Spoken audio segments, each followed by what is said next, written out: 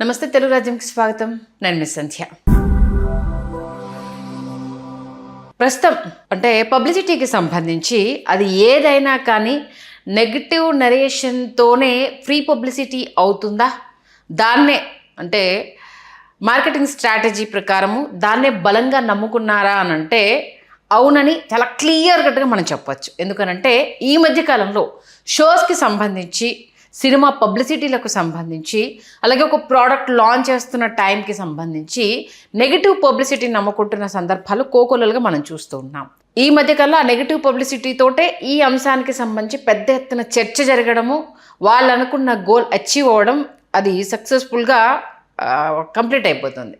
ఇప్పుడు అదే ఫార్ములాను బిగ్ బాస్ అనే ప్లాట్ఫామ్ వాడుకుంటుందా అనేసానంటే గత 2-3 రోజులుగా జరుగుతున్న రచ్చను చూస్తే మనకు చాలా క్లియర్ కట్ సమాధానం అయితే తెలుస్తుంది. ఎందుకంటే ఫ్రీ పబ్లిసిటీ, ఎవరికి ఒక్క రూపాయి ఇవ్వకుండా ఏ ఛానల్లోనూ దీనికి సంబంధించి బిగ్ బాస్ స్టార్ట్ అవుతుంది, అగ్ని పరీక్ష స్టార్ట్ అవుతుంది అనేసి ఎక్కడా ఎలాంటి హోర్డింగ్స్ కానీ, ఎక్కడ పేపర్ స్టేట్మెంట్స్ కావచ్చు, లేకపోతే ఛానల్స్లో కమర్షియల్ స్లాట్స్ కానీ ఎక్కడా లేకుండా కొన్ని వందల కోట్ల పబ్లిసిటీ అనేది బిగ్ బాస్కి వచ్చిందా అనంటే చాలా చాలా బిగ్ బజ్ అయితే అగ్ని పరీక్ష ద్వారా బిగ్ బాస్ సీజన్ 10కి వచ్చిందని చాలా క్లియర్ కట్గా చెప్పవచ్చు. ఎందుకంటే ఏ రేంజ్లో అగ్ని పరీక్షను బిగ్ బాస్ మా టీవీ వాడుకుంటుంది అనేది చాలా క్లియర్గా వాళ్ళ స్ట్రాటజీ ప్రకారం, అంటే యూట్యూబ్లో ఫేమ్ అయిన వాళ్ళు, యూట్యూబ్లో కొంత కాంట్రవర్సీలో ఉన్నవాళ్ళు, ఇన్స్టా వేదికగా జనాల్లోకి వెళ్ళాలనుకున్న వాళ్ళను, మన తెలుగు వాళ్ళను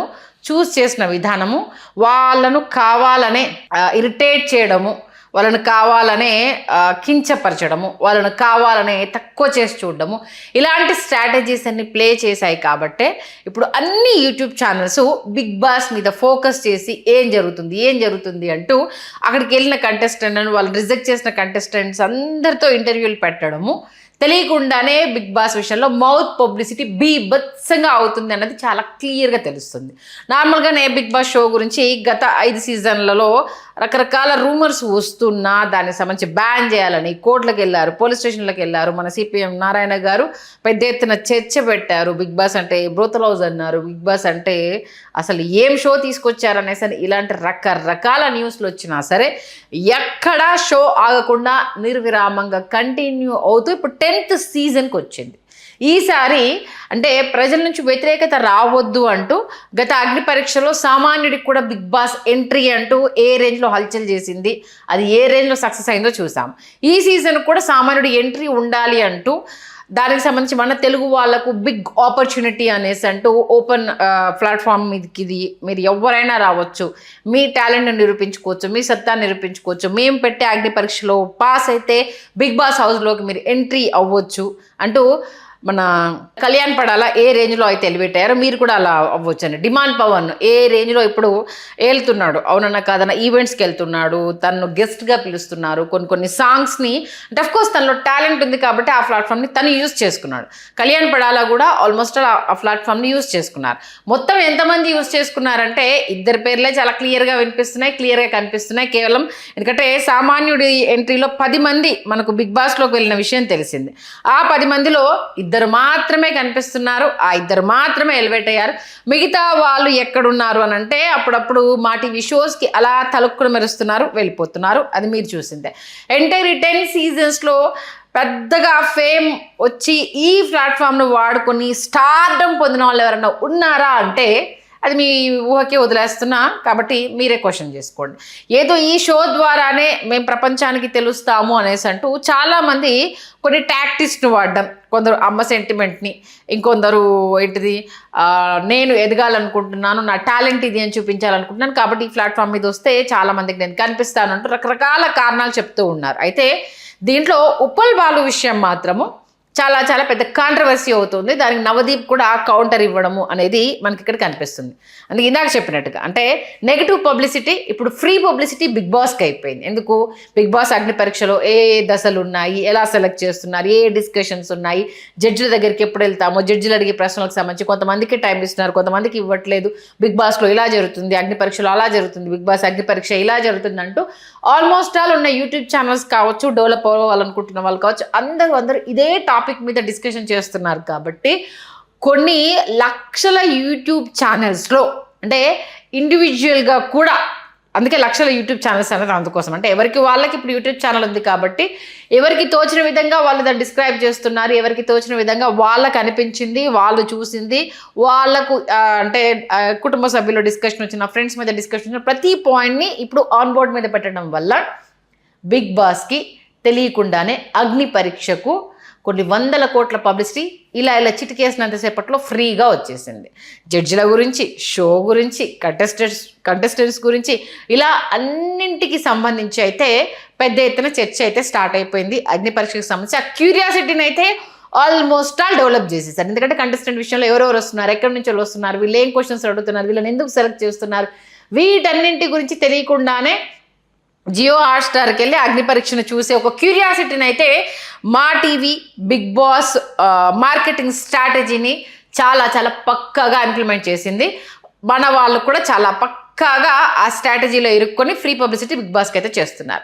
ఇక ఉప్పల్ బాలుకు సంబంధించి, ఎందుకంటే ఉప్పల్ బాలు ఇప్పటి వరకు గతంలో మన బెట్టింగ్ యాప్స్కి సంబంధించి చాలామంది సెలబ్రిటీలు చేసిన, తనకు యాప్లకు సంబంధించి అనేక మంది చేయమని అడిగినా నాకు కొన్ని ఎథిక్స్ ఉన్నాయి, నేను దాన్ని నమ్ముకొని నాకు వాళ్ళు ఇచ్చే, అంటే నేను చేసే ప్రమోషన్లో నాకు వచ్చే 1000-2000తోటే నేను బాగా బతుకుతున్నాను, అది నాకు చాలా సంతృప్తినిస్తుంది, ఇలాంటి ఒకరి ప్రాణాలు తీసే వాటిని నేను ప్రమోట్ చేయను అంటూ చెప్పడంతో, దాంతోపాటు తనకున్న దాంట్లో తను చిన్న చిన్న కార్యక్రమాలు చేయడం కావచ్చు, తన ఊళ్ళో ఒక శివాజీ మహారాజ్ విగ్రహం పెట్టడము, అన్నదానాలు చేయడము, తన కుటుంబం కోసము తను ఎవరిని ఇబ్బంది పెట్టలేదు, ఎవరిని వాడుకోలేదు, తాను వాడుకొని తన ఇన్స్టా ప్లాట్ఫామ్ని ఏ రేంజ్లో డెవలప్ చేసుకున్నాడు. ఒక ఎంటర్టైనర్గా ఉప్పల్ బాలును ఒక ఎంటర్టైనర్గా కొంతమంది యూట్యూబర్స్ తనను ఏ రకంగా వాడుకున్నారు. ఎందుకంటే తన మాటల్లో తన అమాయకత్వం చాలా చాలా స్పష్టంగా కనిపిస్తుంది. తనలో ఎంత కల్మషం లేకుండా ఉంటాడు ఉప్పల్ బాలు అన్న విషయం చాలా క్లియర్గా కనిపిస్తుంది.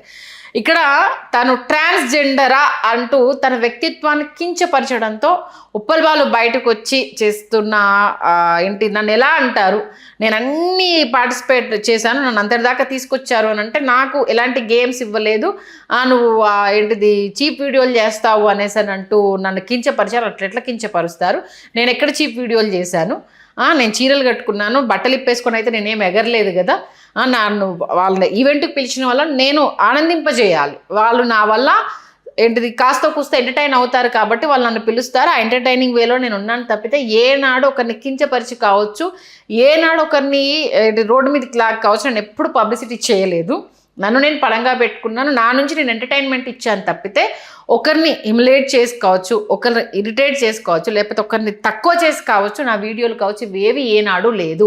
ఇది ప్రతి ఒక్క అక్కడున్న ఆ ముగ్గురు జడ్జిలు తెలుసుకోవాలి. మీరు సినిమాలలో ఏమేమి చేశారో మీకు మీరు చెక్ చేసుకోండి, మీ గతంలో ఏ కేసులలో మీరు కోట్లు మెట్టెక్కారో మీరు తెలుసుకోండి, మీరు సినిమాల్లో ఏంటిది ఆడవాళ్ళ డ్రెస్సులు వేసుకొని చందమామ సినిమాలో నవదీప్ది ఉంటుంది, అలా ఏంటిది చేస్తే తప్పలేదు, కానీ అది నేను చేస్తే మాత్రం తప్పు అవుతుంది, నువ్వు చేస్తే ఎంటర్టైన్మెంట్ అవుతుంది, నేను చేస్తే చీప్ పబ్లిసిటీ అవుతుందా అంటూ ఉప్పల్ బాలు అయితే ఓ రేంజ్లో రెచ్చిపోతున్నాడు. ట్రాన్స్జెండర్స్ కూడా ఉప్పల్ బాలుకి సపోర్ట్గా ఉన్నారు. ఎందుకనంటే జెండర్ ఈక్వాలిటీ అనేది మనం చూసుకోవాలి. అసలు అతని జెండర్ని క్వశ్చన్ చేసే రైట్ వాళ్ళకి ఎక్కడుంది, అతను ఏమైనా చెప్పాడా నేను ట్రాన్స్నని, అతను ఎక్కడ ఏం చెప్పలేదు కదా, ఏ ప్లాట్ఫామ్లో కూడా. తనను ఎంతమంది యూట్యూబర్లు స్టేట్ చేసినా, ఎంతమంది తను లేట్ చేసే ప్రయత్నం చేసినా తను చాలా క్లియర్ కట్గా నేను మగాన్ని, నేను ఎందుకట్లా అడుగుతున్నారు అనేసి అంటే చాలా క్లియర్గానే సమాధానం ఇచ్చాడు ఆయన. అతని వీడియోస్ ఎక్కడ చూసుకున్నా సరే, ఎక్కడైనా సరే అతని అమాయకత్వం కనిపిస్తుంది తప్పితే ఇతను ముదురు కావాలనే వేషాలు వేస్తున్నాడు, కావాలని ఇచ్చేస్తున్నాడు అనేది ఎక్కడా లేదు. అలాంటి ఉప్పల్ బాలును అవమానపరచడంతో ఇప్పుడు పెద్ద ఎత్తున చర్చ జరుగుతోంది. ఉప్పల్ బాలుకు సపోర్ట్ పెరుగుతుంది, బిగ్ బాస్కి కూడా బజ్ వచ్చేసింది. అంటే ఈ కోణంలో ఇంతమంది పార్టిసిపేట్ చేసినప్పుడు వీళ్ళు ఎవరెవరిని సెలెక్ట్ చేస్తారు, ఎందుకు సెలెక్ట్ చేస్తున్నారు, ఏంటి అనేసి అని జడ్జిల మీద కూడా ట్రోల్ అవుతుంది. మొత్తానికైతే బిగ్ బాస్ అనుకున్న గోల్ అయితే చాలా చాలా ఈజీగా అచీవ్ అయిపోయింది. మేబీ వాళ్ళు కూడా ఎక్స్పెక్ట్ చేసి ఉండరు ఈ రేంజ్ రెస్పాన్స్ వస్తుంది అనేసి అని. మొత్తానికి వీళ్ళని రిజెక్ట్ చేస్తే అంటే చాలా చూజీగా, అంటే ఇన్స్టాలో కావచ్చు, యూట్యూబ్లో కావచ్చు, వీళ్ళకి ఎవరికైతే ఫేమ్ ఉందో వాళ్ళని కావాలనే రోస్టెడ్ వీడియోలు చేసే అతన్ని ఏంటిది ఉప్పల్ బాలుని ఇలా కొంతమందిని కావాలని చూజీగా సెలెక్ట్ చేసుకొని వదిలేశారన్నది చాలా క్లియర్ కట్గా తెలుసు. ఎందుకంటే వీళ్ళని మనం వద్దు అని అంటే వీళ్ళు వెళ్ళి బయట పబ్లిసిటీ చేస్తారు, వీళ్ళని వద్దు అన్న దాన్ని వాళ్ళు జనాల్లోకి తీసుకెళ్తారు, అగ్ని పరీక్షలు ఇదంతా జరుగుతుంది అనేసి అని చెప్తారు అనేది. దాని ద్వారా మౌత్ పబ్లిసిటీ, అంటే ఎవరిని సెలెక్ట్ చేస్తారు? End of the day Bigg బాస్ని చేసేది ఏం లేదు, వాళ్ళ షో వాళ్ళు రన్ చేసుకుంటూనే వెళ్తున్నారు, అది మనం చూస్తూనే ఉన్నాము. మొత్తానికైతే అగ్ని పరీక్ష అయితే బిగ్ బాస్ కన్నా మించి పబ్లిసిటీని అయితే తీసుకొచ్చిన దానిలో ఏ మాత్రం సందేహం లేదు. యాజ్ యూజువల్గా మనం ఎంటర్టైన్మెంట్ కోరుకునే మన వీక్షకులు ఏం జరుగుతుంది అన్నదానికి సంబంధించి వాళ్ళు మీమ్స్ తయారు చేయడము, నిజంగానే దాంట్లో ఏముంది, ఏ రకంగా వీళ్ళు ఎంటర్టైన్ చేస్తున్నారు అనేసి అంటూ, అంటే ఆదర్శంగా ఉన్న వాళ్ళని ఎవరెవరిని తీసుకుంటున్నారు, వాళ్ళకు ఏమేమి క్వశ్చన్స్ వేస్తున్నారు, వాళ్ళని ఏమేమి పరీక్షలు పెడుతున్నారు, కొన్ని చీప్ పబ్లిసిటీస్ కొన్ని చేస్తున్నారు, ఇలాంటివన్నీ వస్తున్నా దాని వ్యూవర్షిప్ పెరిగింది, బిగ్ బాస్కి బజ్ వచ్చింది, ఎవరెవరిని సెలెక్ట్ చేస్తారన్న క్యూరియాసిటీ పెరిగింది.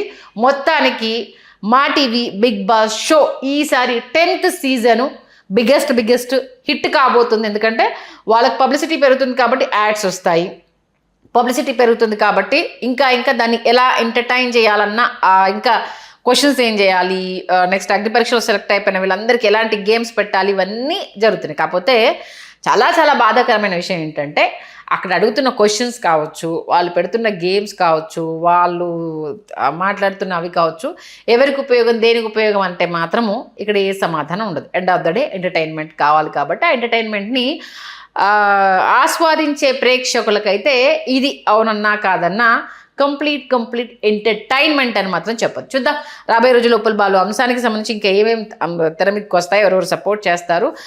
నా ఒట్టి అడ్వకేట్ వసంత్ కుమార్ అనుకుంటాను, బిగ్ బాస్ మీద నేను కేసు వేస్తాను, ఒక వ్యక్తిని ఇండివిజువల్గా మీరు ఎలా కించపరుస్తారు, అతన్ని ట్రాన్స్జెండర్ అని మీరు ఎలా వస్తారు, మీకేం రైట్ ఉంది అంటూ కూడా నేను బిగ్ బాస్ మీద కేసు వేస్తాను అంటూ కూడా వట్టి వసంత కుమార్ గారు చెప్పడం జరిగింది.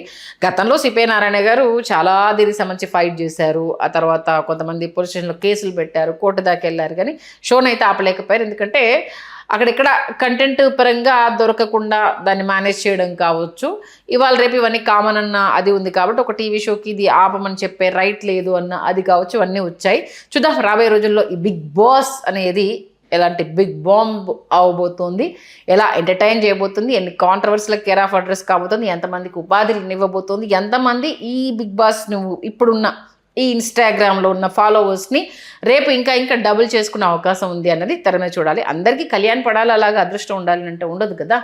వచ్చిన వాళ్ళంటే సీజన్ 1 నుంచి వెళ్ళి చూసుకుంటే ఇది ఎంతమందికి ఉపయోగపడింది అనేసి లెక్కేస్తే ఫేమ్ ఉన్న వాళ్ళు కావచ్చు, ధనరాజ్ ఎక్కడున్నారు, శోభాలాజీ ఎక్కడున్నారు, రాహుల్ సిప్లిగంజ్కి వచ్చింది ఏంటి, ఓన్లీ శ్రీముఖి గారు యాజ్ యూజువల్గా తన ప్లాట్ఫామ్నే తను నమ్ముకున్నారు, తను వెళ్తుంది తప్పితే పెద్దగా ఎక్స్ట్రా పబ్లిసిటీ కావచ్చు, ఎక్స్ట్రా ఇది కావచ్చు ఏమీ రాలేదు. సామాన్యులుగా వచ్చిన మన విజయవాడ ఆర్జే గణేష్ ఎక్కడున్నారు, మరి దీంట్లో మన లాస్ట్ అగ్ని పరీక్ష ద్వారా సెలెక్ట్ అయిపోయిన శ్రీజ కావచ్చు, ఏంటిది హరి కావచ్చు, ఇలా చెప్పుకుంటూ పోతే ఇంతమంది ఉన్నారుగా, వీళ్ళంతా ఎక్కడ ఉన్నారు అనేసి అంటే యాజ్ యూజువల్గా వాళ్ళ పని వాళ్ళు చేసుకుంటూ ఇన్స్టాలో స్టోరీలు పెట్టుకుంటూ ఇది అవుతున్నారు. ఒక్క దీంట్లో ద బిగ్గెస్ట్ సక్సెస్ అయ్యింది అని అంటే one and only person Adireddy అని చాలా క్లియర్ కట్గా చెప్పచ్చు. ఎందుకంటే దీని ద్వారా తనకి ఎక్స్ట్రా వచ్చిందైతే లేదు, కానీ ఈ ప్లాట్ఫామ్ మీద నుంచి తను అంటే 2 తెలుగు రాష్ట్రాలకు తెలియడము, తన యూట్యూబ్ని తను నమ్ముకొని వచ్చిన ఈ ఫేమ్ని యూట్యూబ్ ద్వారా వీడియోలు చేసుకుంటూ, అంటే తను చాలా జెన్యూన్గా తనకు అంటే బిగ్ బాస్ రివ్యూ చెప్పడం ద్వారా తనకు ఎంతమంది సబ్స్క్రైబర్స్ పెరిగారు, ఎంత ఇన్కమ్ వచ్చింది, మీరందరూ సపోర్ట్ చేయడం వల్ల నేను ఎంత ఎదిగాను అనేసి అన్నవి ఇవన్నీ చెప్పుకుంటూ వచ్చారు. కాబట్టి ఆయన ఒక్కడు మాత్రమే ది బిగ్గెస్ట్ సక్సెస్ అయ్యింది అని అంటే వన్ అండ్ ఓన్లీ ఆదిరెడ్డి అని చెప్పవచ్చు. ఎందుకంటే తన నమ్ముకున్న ఆ పద్ధతినే తను ఫాలో అయ్యారు. ఎక్కడ వేరే వాళ్ళలాగా అటు ఇటు అని పరిగెత్తకుండా నన్ను యూట్యూబ్ ఫేమ్ చేసింది, నా వీడియోస్ నన్ను ఫేమ్ చేస్తాయి, నా ఇన్స్టా నన్ను ఫేమ్ చేసింది. కాబట్టి ఈ బిగ్ బాస్కి వచ్చిన ఫేమ్ని తను ఇంకా అద్భుతంగా దాంట్లో ఇంప్లిమెంట్ చేసుకొని రివ్యూస్ చెప్పేస్తూ తను దానిలో ఏ రకంగా ఎదిగాడు అన్నది ప్రతిదీ అంటే ట్రాన్స్ఫార్మ్గా ఆయన చూపించిన విధానంతో ఆయనైతే హిట్ అయ్యాడని చెప్పాలి. మిగతా వాళ్ళు ఎవరయ్యారు అని అంటే మీ ఊహకే వదిలేస్తున్నాము, ఎందుకంటే అది నేను చెప్పాల్సిన అవసరం. చూద్దాం రాబోయే రోజుల్లో ఇంక ఇదే ఎలాంటి సెన్సేషన్స్ని క్రియేట్ చేస్తుంది అనేది. Let's see.